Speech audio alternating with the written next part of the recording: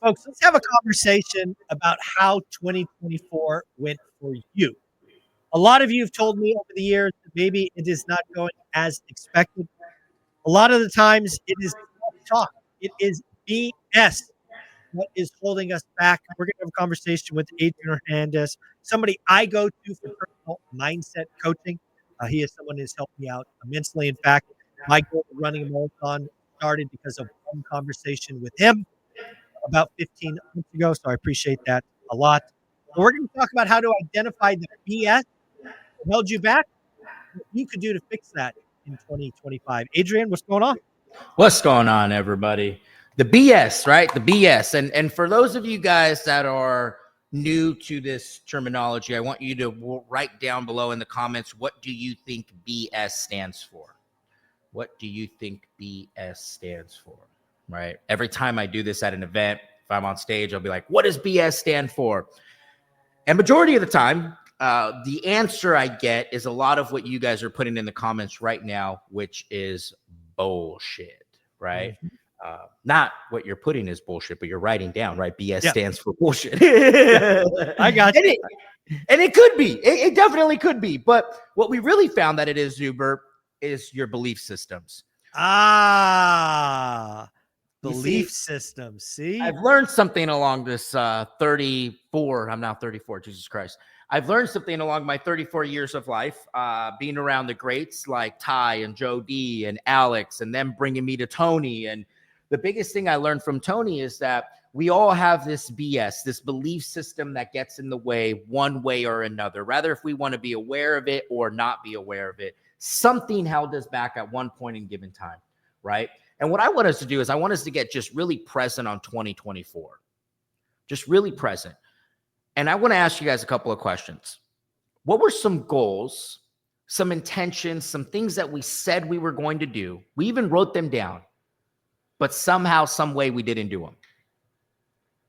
And then what I want us to do is I want to get really hyper aware on what was the BS that stopped us from accomplishing that. Because let's make no mistake about it, Zuber, there was some sort of belief system somewhere along the way that stopped that from happening. And I remember, because I used to be so attached to what people would say, a lot of the times it came from my peers. I would have this goal and I would be going towards this goal, and then all of a sudden somebody would say something, and then I would latch onto that saying, and that would be my new belief system, and then I wouldn't achieve that goal. Right? Yeah. So what we did is I did an assignment with the team, and we wrote down, I created this, and it's what is the BS that stopped you? And I want us to be aware of the BS. So the first thing we're going to do is we're going to write down, because awareness is step number one, guys. In order for anything to change, in order for us to get better at anything, we have to be aware. And that's the most important step. You know, I have a lot of people that come to me and be like, dude, I've been working on it so hard. I haven't figured it out. And I'm like, okay, but are you aware of it? And they're like, yeah, I'm very aware of it. And that's why I'm having this conversation. Well, then you're winning, because at least we're aware of it, right? And the more aware we become, eventually we start to change. But we got to write it down. So my question to you guys is, what was the BS? What was the goal? And what was the BS that stopped you from achieving that goal? And let's be truthful. Be honest with yourself. Be honest with yourself. Let me give you an example. I had a goal this year to finish this year, and I don't think I have enough time to do it, but I wanted to finish at a certain amount of % body fat. I know you see these cheeks, like I'm not there yet. Matter of fact, I'm far from it, but I know what the BS was, right? I know what it was. I'm able to identify it. So it's something we need to become really aware of. Well, let's break this down. Let's do some self-reflection. Let's have you, Adrian, lead by example as the coach. Sometimes the coach becomes the student. So again, you came into 2024 with a goal of a certain % of body fat. You're not there. 6 weeks left, likely not getting there. So what was the belief system, that you've identified as that held you back? I have time. I got time. It's October. I still got 2 more months. It's November 13th. I woke up this morning and was aware of I'm out of time. Interesting. So again, I can see how this unravels, right? You set this goal in January. It's 12 months from now. Let's just put some numbers. Where were you and where'd you want to go? Yeah, so I had a goal to end with 12% body fat. I'm nowhere near that, guys. I'm probably like 17. After last night, 18. Right? Been there. I know what that's like. Yeah. So again, it's funny we talk about this because again, that all of us have those goals. Maybe it's reading books or Right. steps or whatever, and we're all passionate in early January, and the belief system is, it's only January. I'll get serious in February. Oh, it's February.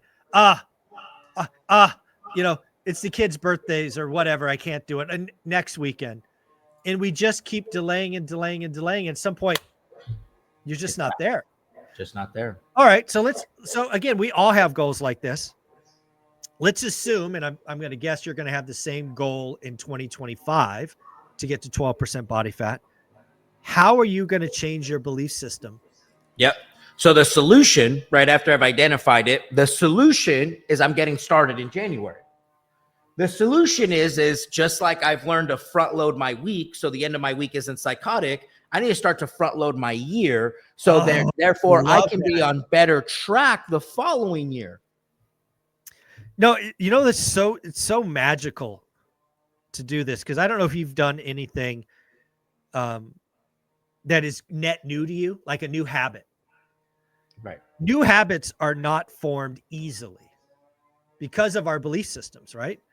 But if you front load the work, it's usually 90 days, I think, for most people to form a truly life-changing new habit. Right. So if your new habit to get to 12% body fat is, you know what, I will walk no less than 7,500 steps a day, and you do it for 90 days. And when you do something like that, here's the magic. A couple of times in those 90 days, you're going to come home from work. You're going to have dinner with the family. You're going to look at your pedometer or your phone, and you're going to be short. If you let the old belief system win, you're going to say something like, I'll do them tomorrow. Yep. If it's truly a new one, you're going to be like, honey, I'll be back in 37 minutes. I have to hit 7,500 steps. Yep. It's going to happen.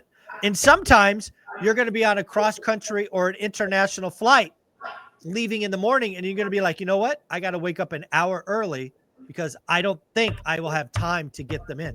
This is how belief systems change. Yep. This is how you own change. Yep. And you keep stacking those, and eventually it becomes easier and easier and easier. But the exact opposite happens when you put it off because you have this goal and it's like, well, I'll do it then. I'll do it then. I'll do that. And now all of a sudden you start stacking all of this ish on top of it. Here's the goal. You can't even see the goal anymore because there's all of this stacked up. It's literally the same thing, just reversed. The same thing reversed. And so what happened was I got to August and there was all of this stacking on top of this 12% goal that it was so much harder for me to get back. It was so much harder. Now, were there weeks that I got it? Yes, there were weeks that I got 7 days in. I was going, and then all of a sudden, because of the stacking, I go on vacation, and their stacking is still there. I stop. Yeah. There's so much in this. Again, folks, so a lot of people going through this, you know, they wrote something else for BS below, obviously. How can they identify what the belief system is? Because, again, it's just so eye-opening when you admit your fault, right? You're like, hey, I wanted to get to 12. My belief system was I had time. So how do people really identify? And because, again, I think a lot of times we either lie to ourselves on purpose or, frankly, by accident. Maybe we're just not aware. How does somebody really anchor on what the belief system is? Yeah, if you can't find it yourself, go to somebody that spends a lot of time with you and ask them. Oh, I like it.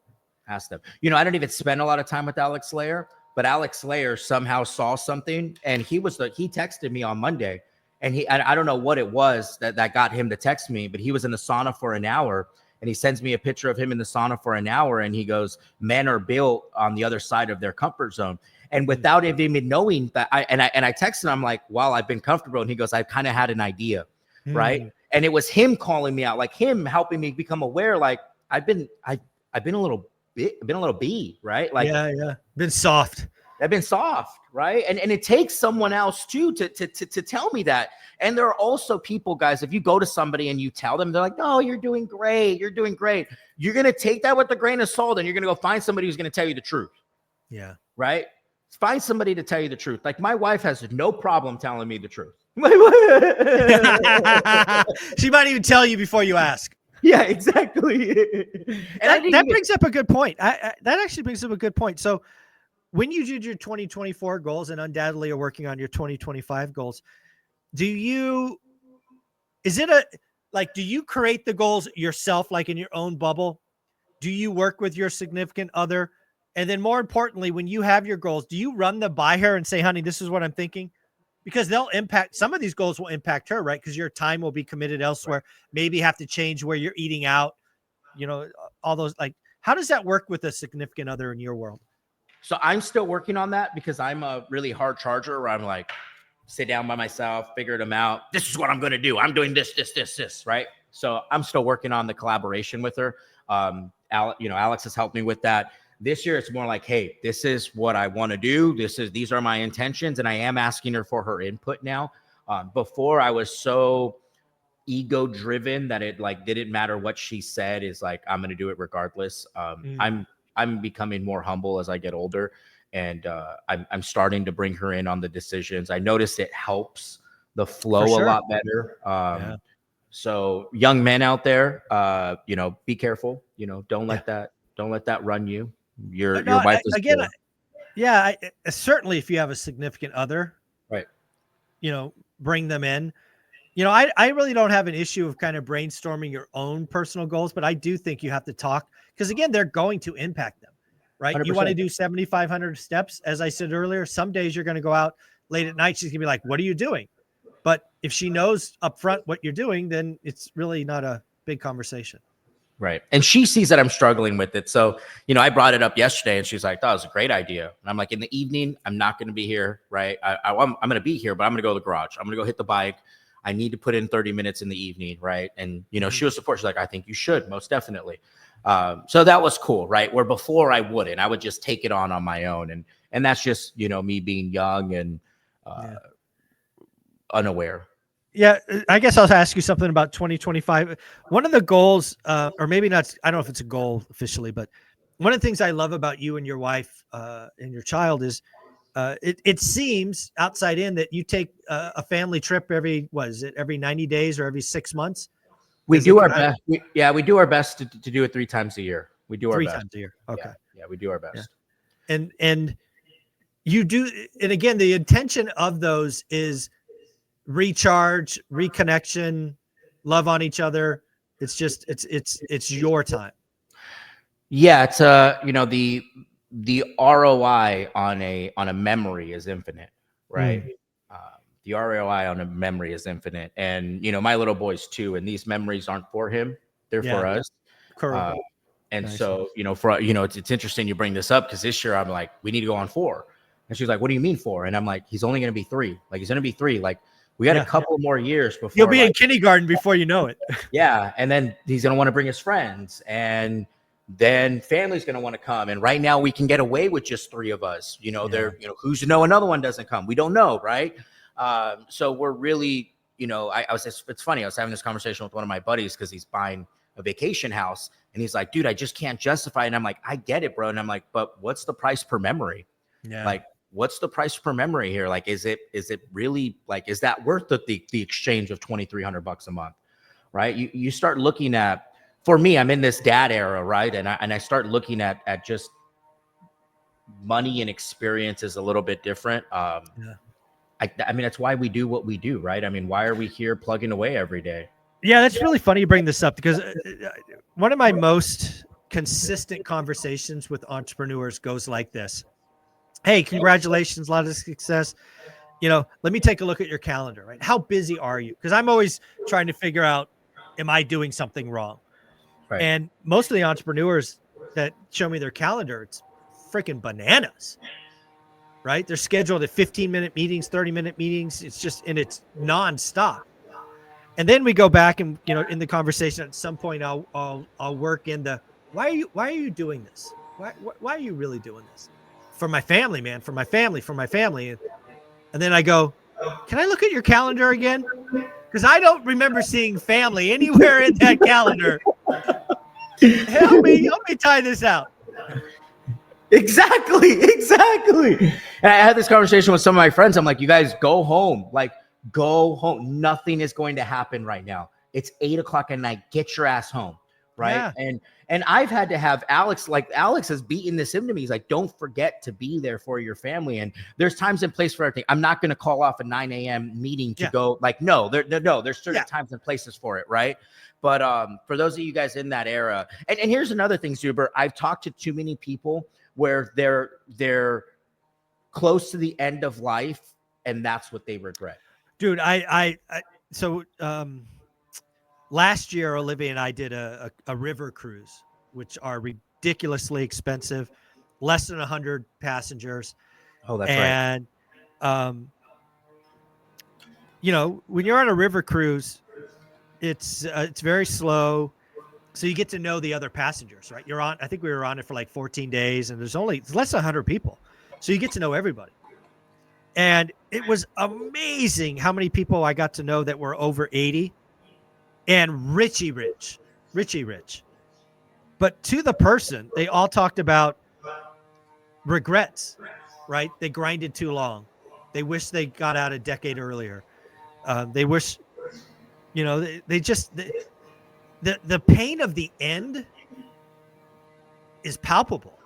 And again, when you're out on these cruises and you're 80 years old and you could be outside for 5 minutes in a wheelchair, not my idea of enjoying life. No. Right. So go home. Don't forget why you're doing this, guys. Right. And to that point, Zuber, I think that the entrepreneur space is all about that grind all day, 24/7, hustle it out, go. And yes, there are seasons for that. I remember when I was starting off, I have no choice. I have to cold call until my eyes bleed. I get that. But once you start to get momentum, you create the way your business wants to run. You create it. Like I, from day one, called off no weekends. I'm not working weekends. I'll jump on a call. I'll go look at a house, but I'm not working. And if I am, it's because I'm choosing to. Right. But I couldn't do that at the beginning. If I have no money, I cannot go take a weekend off. I have no choice but to get after it. But once you get there, guys, that I think it was Tom Ferry. He's like, create a life by design, create a business by design. This is yours, but don't forget your family. There's too many. This makes no sense to build everything, to get a divorce for your kids not to speak to you when you're 50 and 60. You guys, this makes zero sense. Why are we even doing it? I agree. Folks, we have these conversations every week. Adrian Hernandez, again, is the guy I go to for get my mindset right, help me get better. You can follow him on Instagram at Adrian Hernandez. Thanks, buddy. Closing thoughts? Appreciate you, Zuber. You guys, if you haven't done so already, get your tickets for the event in February. It is going to be especially for this year we're going into. You need to be there. Grab your ticket. We'll see you in Vegas. I appreciate you, Zuber. There you go, buddy. Take care.